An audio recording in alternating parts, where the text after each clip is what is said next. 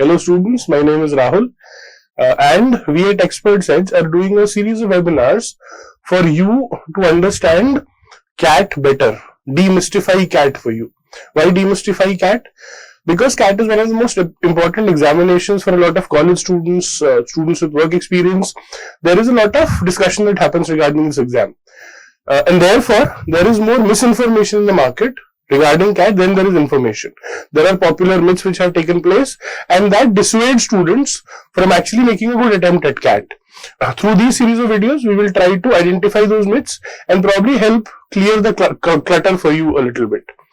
One of the most popular myths when we talk of CAT is all about IIMs. CAT? Bole to IIM? It makes sense as well because CAT is the biggest examination that happens with respect to MBA colleges in India.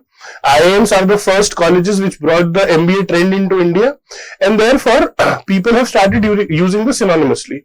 I am preparing for IIMs, I am preparing for CAT. They have started to mean the same thing. But this is not the truth at all.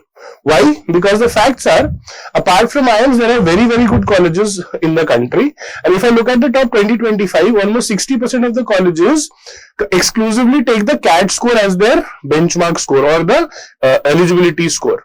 Secondly, when I talk of these colleges, there are colleges that are better than the IIMs. Better than the IIMs. Well, see, IIM is not a monolith. It is not one thing. There are 20 IIMs. Some of them are old, some of them are new. Some have, obviously, they have different pedigree. And therefore, not all IIMs will be similar. So, you will find colleges which are actually better than few of the new IIMs. What are these colleges? I'll very quickly run you through, say, 5 groups of colleges and tell you how they are placed in that respect. Cloud 1. So, typically, you talk of cloud 9s, but I will go through 1, 2, 3, 4, 5. Cloud 1 is the older colleges. Of course, the 6 old IIMs, ABC, LIK, become the bedrock of these colleges. Then there are colleges like IIM Shillong, which was the 7th IIM that started. NITI, especially for engineers. FMS, MDI, IIT Bombay. So these are colleges which accept the CAT score. And if I talk to you about the top 5 colleges, of course ABC are there, but the other 2 colleges would not be the IIMs, but FMS and XLRI probably. Right? MDI will definitely be a college which will be amongst the top 10. Also, with the preparation that you have done for CAT, you can look at other colleges. So XLRI has its exam called ZAT. IFT has its own examination. The Delhi campus again will be one amongst the top 10. JBIMS looks at Maharashtra CET examination. NMIMS, SIBM have their separate examinations. And SPGM looks at multiple scores, gives a lot of weightage to the profile. So with that CAT preparation, we're not looking at just these group of IIMs, but a plethora of colleges that are available, almost all of them as good as the other. If for some reason you're not able to make it to the tier 1 sort of colleges, you can look at Cloud 2. Cloud 2 will have colleges which will include the newer IIMs. Colleges like IMT Ghaziabad, again old colleges, the IITs, Delhi, Kharagpur, Madras, the IFT Kolkata campus, etc. Or a college like IMI in Delhi. And then there will be specific colleges like TIS. Tata Institute of Social Sciences. TIS has a separate examination. Then there is MICA, Mudra Institute of Communication Advertising in Ahmedabad. MICA has a separate examination. These exams will go a little beyond CAT and will actually test your social science or social issues knowledge, and there will be descriptive exams as well. So these become colleges, if you are not able to make it to the top tier, certainly colleges which will give you a lot of good opportunities once you pass out, and colleges that one should aspire for.